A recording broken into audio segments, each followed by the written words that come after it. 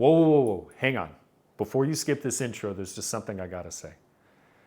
The next two videos we're about to release are both my favorite episodes of Euphoria so far.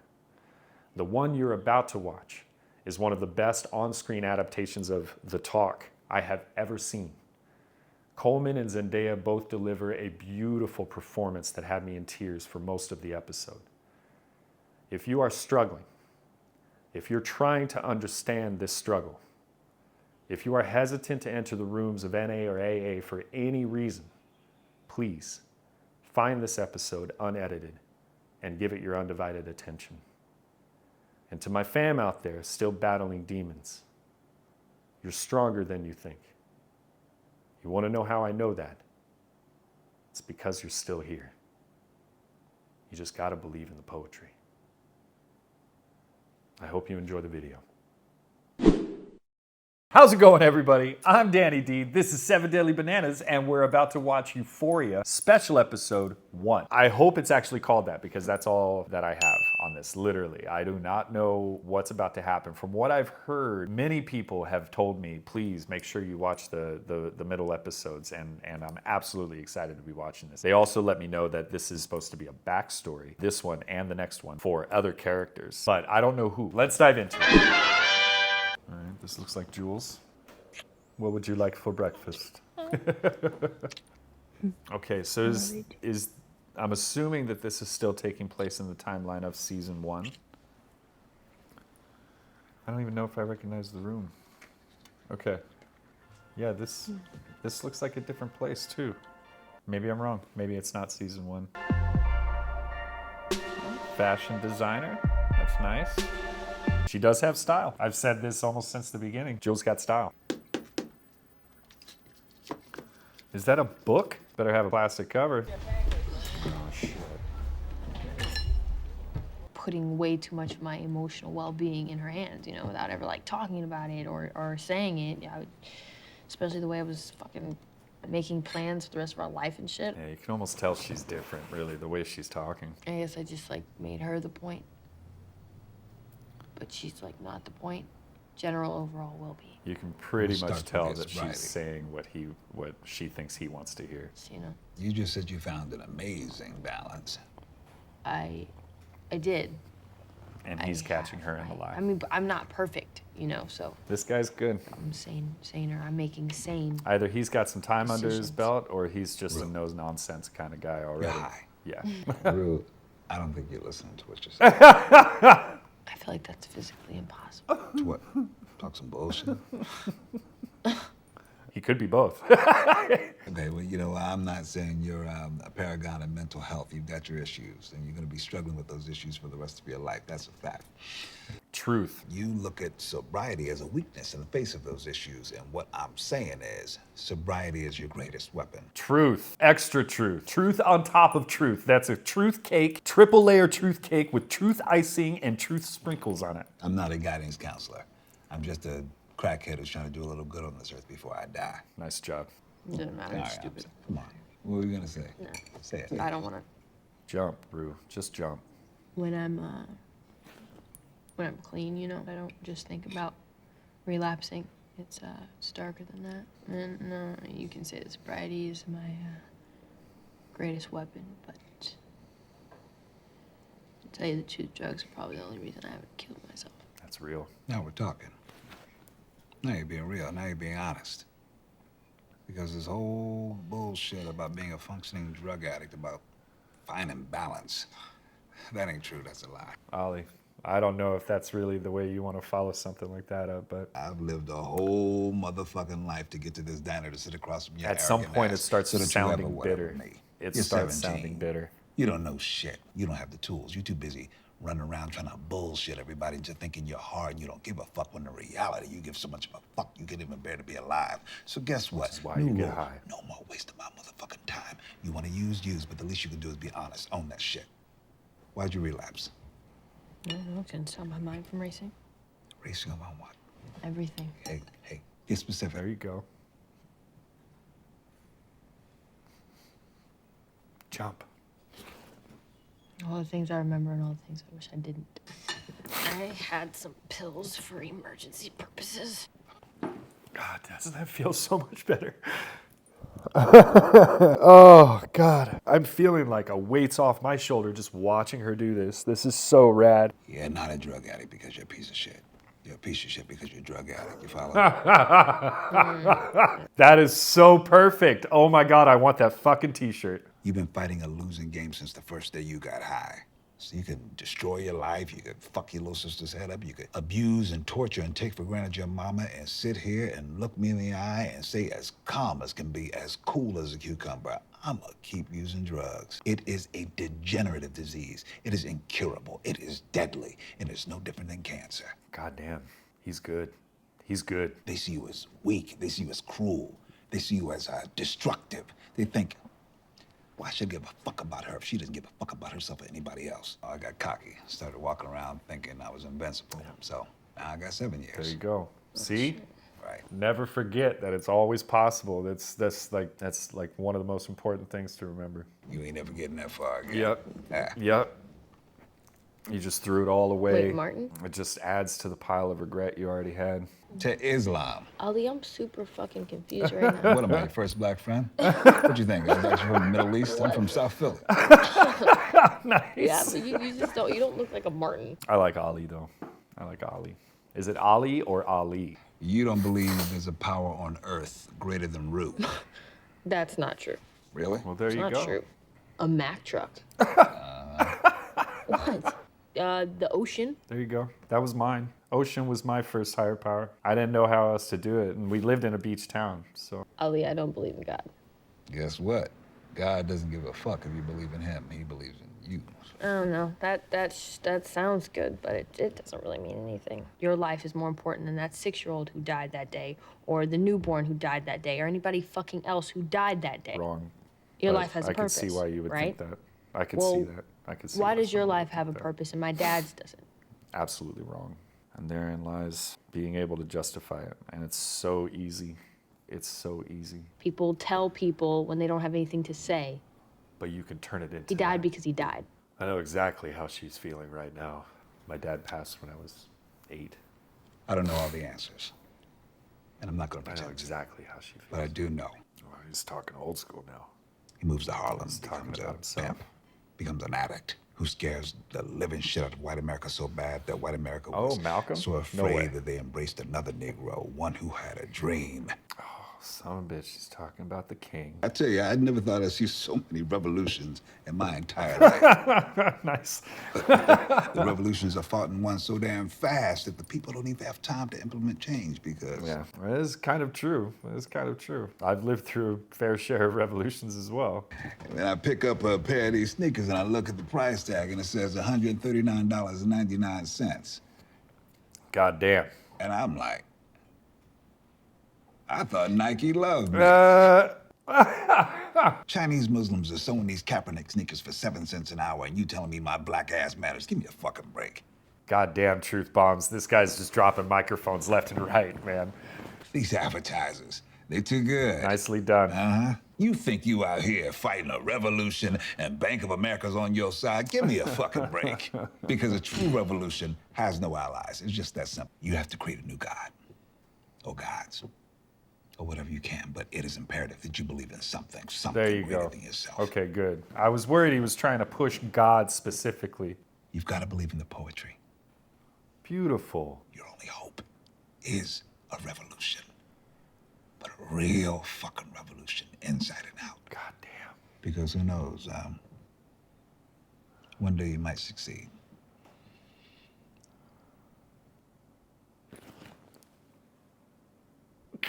That was fucking beautiful.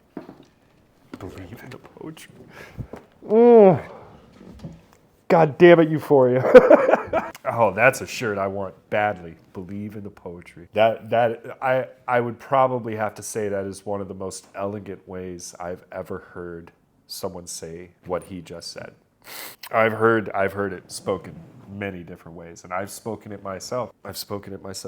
He just killed it. He just fucking killed it. Ali, you my man, man. God, that was beautiful. That was beautiful. I'm gonna have to steal that, Sam. Sorry. I think I'm gonna steal that. Sam, I apologize. I'll give you a penny every time I say it. Believe in the poetry. Is she doing, like, this is something I do if she's doing it for the same reasons. Like, you know, you just hear, you want to hear a song that matches your mood, or you want to hear a song that alters your mood. Sorry, guys. I'm snotting everywhere here. Ollie, you got me, you son of a bitch. I wonder how I'll sleep at night with a cavity by my side. I'm assuming this is Labyrinth also. Sounds pretty close to his voice, but he's a little bit more crisp on this one. We got a glimpse of a bridge that he's burned and is working to mend. Nah. I'm just getting pancakes with a kid I sponsor.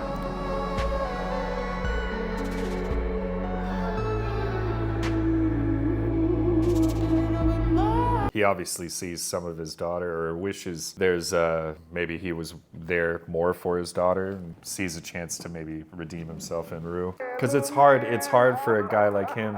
It's hard for anybody really to continue talking to somebody who literally says, I don't want to be clean anymore. The resolve and patience involved with that is immense. And I really, you know, someone has to relate to the situation or at least see something deeper than just what's being said, you know, and Ollie obviously taps into that. If you like those highlights and you want to see more of me watching this completely unedited, hit that link below, 7 Deadly Bananas on Patreon. We don't watch just shows like this, though. We also watch horror and sci-fi, which was the original thing. We've got American Horror Story, we've got Black Mirror, we've got Yellow Jackets. I was about to say Yellow Card. Yellow Jackets. We've got a whole bunch of movies and a bunch of stuff planned to the end of the year. Get in there now while you can. Have some fun watching TV with me. Have I become the cavity I feel? I'm all right. I just feel like I'm in one of them old movies. It's a Wonderful Life. If I were in Rue's seat right now, I'd probably be looping everything Ollie just told me. And I would be literally making the decision at that moment. It's like, do I want to stay clean or do I want to jump into this? And I feel like he's about to turn around and see if she's there or not.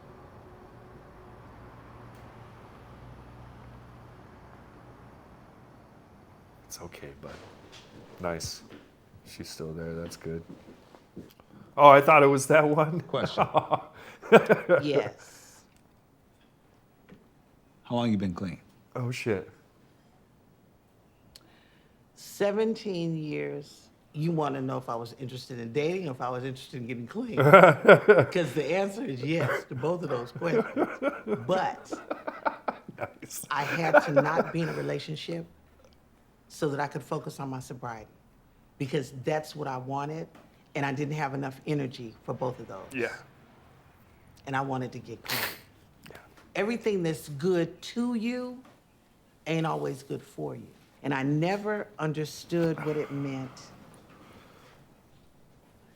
until I was ready to get clean. I don't know why I'm wiping it away. I feel like I'm just going to cry this whole damn episode.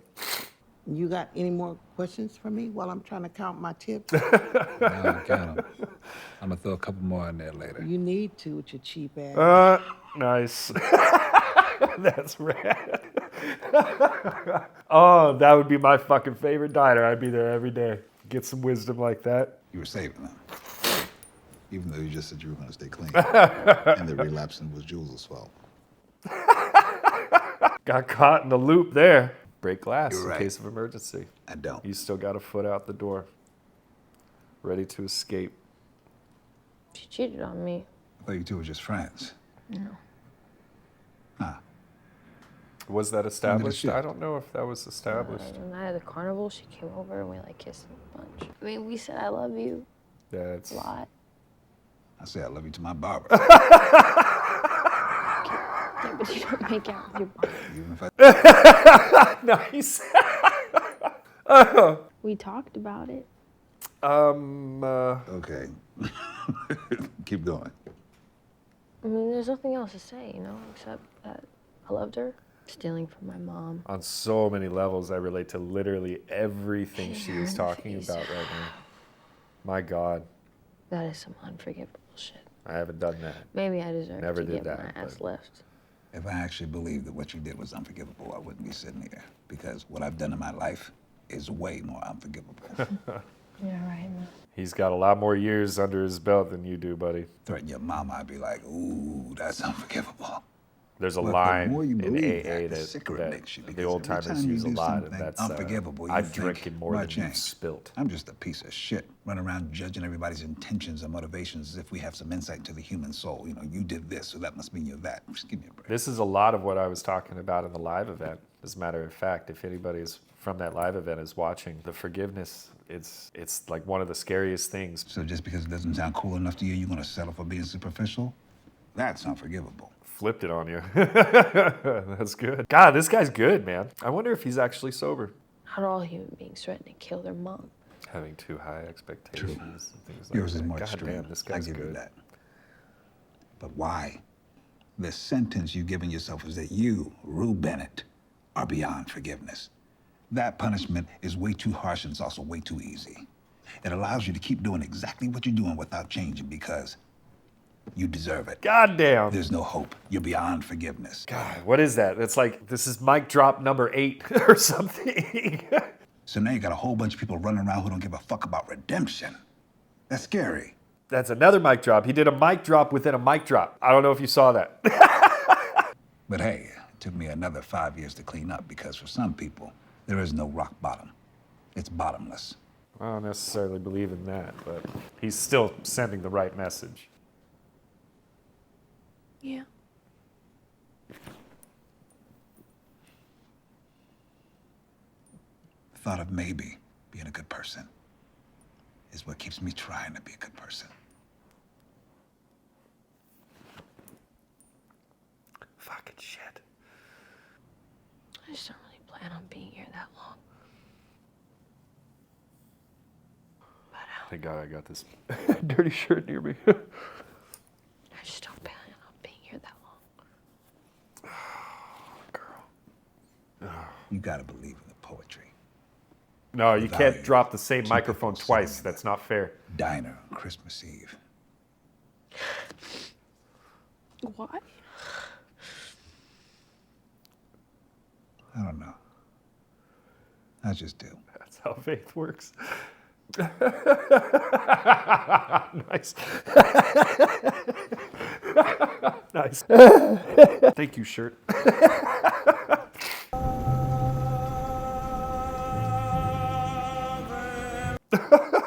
Are you serious?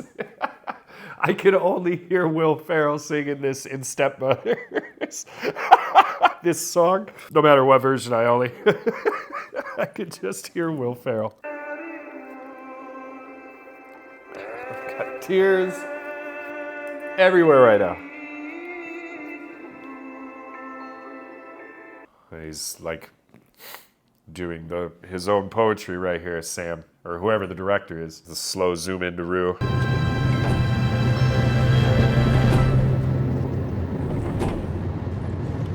That was not only the episode I was hoping to see within this entire series. At some point, it was literally the one episode I was rooting for, 100%. The process of trying to talk about exactly what they just did there, and I think it's also, if you're talking about believing in the poetry, there's a poetry involved with dedicating an entire episode to this, and they never left the diner. I'm gonna throw Sam a lot of praise for this episode, for sure. I would have to say it's probably my favorite episode. That was the second thing, that it's just simply my favorite episode. It hit me in every way possible. It was like a 9D movie, you know, like how they have all the extra things and the shaking of the chair and the water and the air and the sound and the lasers and whatnot. I felt that all over my body the entire episode. He said all the right shit, like he had practiced a speech or something, but he was speaking in such a poetic way. I'd have to say that there is some definite life experience involved with that. I really feel like the actor, I feel like he either has experience with this, which I wouldn't be surprised. It was insane how almost verbatim I would want to say it to somebody. On that note, I would say again, this is #1 top episode. God, I can't wait till the next one. Join me for the next one. Thanks again, you guys, for joining me on this one. It was absolutely amazing. I'm so glad I watched this episode, and I'm so glad you guys recommended that I watch these. So